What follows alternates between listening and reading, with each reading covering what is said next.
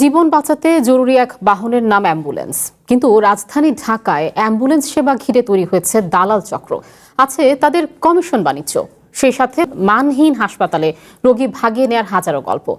Channel ওয়ানের অনুসন্ধান বলছে ঢাকা মেডিকেলের সরকারি অ্যাম্বুলেন্স ইচ্ছে করেই দূরে সরিয়ে রাখা হয়। সরকারি এসব অ্যাম্বুলেন্সের জন্য মাসে ৩০০ থেকে ৪৫০ লিটার তেল দেওয়া হয়। ঢাকার ভেতরে মাত্র ৩০০ টাকায় রোগী বহনের কথা থাকলেও অ্যাম্বুলেন্সগুলো কোথায় চলে তা কেউ জানে না।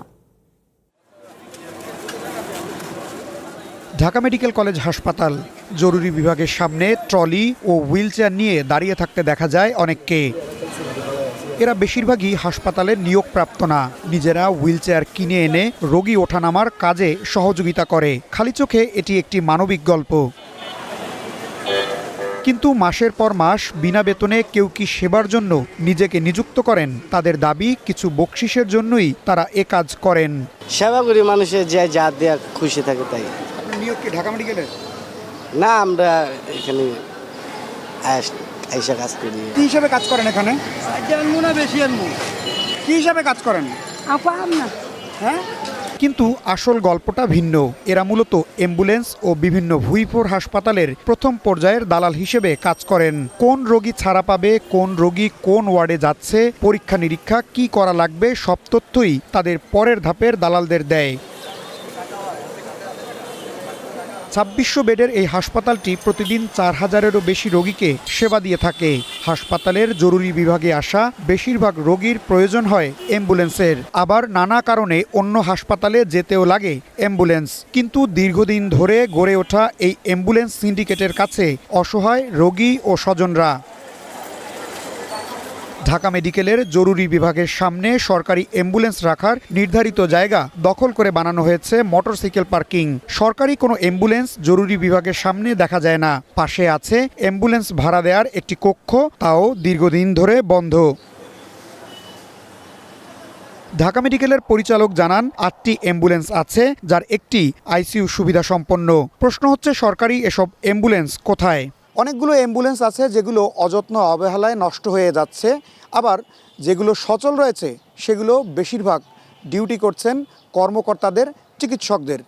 কিন্তু সাধারণ মানুষের জন্য যে সেবা চালু থাকার কথা, যেভাবে সেবা দেওয়ার কথা, সেটি কেন দেয়া হচ্ছে না? চালকরা জানায়, অ্যাম্বুলেন্স আছে ৬টি, বাকি ২টি নষ্ট। ভিআইপি রোগী ছাড়া বের করা হয় না লাইফ সাপোর্ট অ্যাম্বুলেন্স। তার মানে ৫টি অ্যাম্বুলেন্সের জন্য চালক আছে ৯ জন। মনে হয় না যে একটা জরুরি সেবার জিনিস একটা জাদুঘরের মতো একটা জায়গাতে আছে, এরকম মনে হয় না? সরকারি কিছু নিয়ম শৃঙ্খলা আছে, যার মধ্যে যে আপনি চাইলে সাথে সাথে ঠিক করতে পারবেন। ঢাকা মেডিকেলের অ্যাম্বুলেন্স চালকদের কক্ষে গিয়ে দেখা যায় কয়েকজন চালক বসে তাদের ওভারটাইমের বিল তৈরি করছেন। চ্যানেল ওয়ানের ক্যামেরা দেখে তা লুকিয়েও ফেলেন। চালকদের ইনচার্জ বলেন, রোগী পরিবহনের বদলে প্রশাসনিক কাজ বেশি করতে হয় তাদের। আমাদের গাড়ি দেখা যায় স্টাফ বিভিন্ন সময় বিভিন্ন কাজে যেতে হয়, আবার অনেক সময় অফিসেরও ২-১টা কাজে যেতে হয়। কিন্তু অ্যাম্বুলেন্সটা তো রোগীর সেবার জন্য দেওয়া হয়েছে, আপনাকে সরকার তেলও দিচ্ছে রোগীর সেবার জন্য। এখন তো হাসপাতাল রিলেটিভ সব কাজই তো রোগীর জন্যই করি আমরা। প্রতিটি অ্যাম্বুলেন্সকে সরকারিভাবে ৩৫০ থেকে ৪৫০ লিটার পর্যন্ত জ্বালানি তেল দেয়া হয়। ঢাকার ভেতরে মাত্র ৩০০ টাকায় রোগী পরিবহন করার কথা এসব অ্যাম্বুলেন্সের। কিন্তু অ্যাম্বুলেন্স চালকদের হিসেবই বলছে, প্রতিদিন ৫টি অ্যাম্বুলেন্স ৪ থেকে ৫ জনের বেশি রোগী বহন করে না। অর্থাৎ একটি অ্যাম্বুলেন্স দিনে মাত্র ১ জন রোগীকে বহন করে। পার্সোনাল কাজ করার জন্য কি ড্রাইভার? পার্সোনাল কাজ কি, একটা রোগী থাকলে আপনি যে কোনো মেডিকেলের ডিউটিতে আছেন, একজন আত্মীয় আসলে বা একজন নিজের প্রয়োজনে যেতে হয় না। সরকারি অ্যাম্বুলেন্স ঠিকঠাক সেবা না দিলে রোগী ছাড়া মোটামুটি সবাই খুশি। সরকারি চালকদের নিয়ম মাফিক ডিউটি করতে হয় না, গাড়ি না চালিয়েও বরাদ্দের তেল নেওয়া যায়। এদিকে বেসরকারি অ্যাম্বুলেন্স মালিক চালকরাও খুশি, কারণ বাধ্য হয়ে তখন অনেক বেশি ভাড়ায় তাদের অ্যাম্বুলেন্স নেয় রোগীরা। ঢাকা মেডিকেলের পরিচালক বলছেন, ট্রলি সেবা দেওয়ার নামে দালালদের বিরুদ্ধে আইনি ব্যবস্থা নেয়ার পরও তারা আবার ফেরত এসে একই কর্ম করছে। অ্যাম্বুলেন্সের ঘাটতি আছে উল্লেখ করে তিনি দাবি করেন, সরকারি অ্যাম্বুলেন্স জরুরি বিভাগের সামনেই থাকে। আর অ্যাম্বুলেন্স আমাদের ইমার্জেন্সির সামনে 2টা থেকে 3টা থাকে।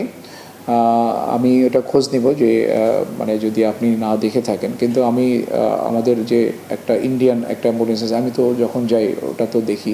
স্পেশাল নামে কিছু লোক আছে যারা বাইরে থেকে আসে, আমরা তাদেরকে ধরি। তাদেরকে আমরা যদি ট্রলি নিয়ে আসে না, যে হুইল চেয়ার নিয়ে আসে, হুইল চেয়ারগুলো আমরা নিয়ে এসে আমরা এটা ডিস্ট্রয় করে ফেলি। হ্যাঁ, তাদেরকে পুলিশে হস্তান্তর করি।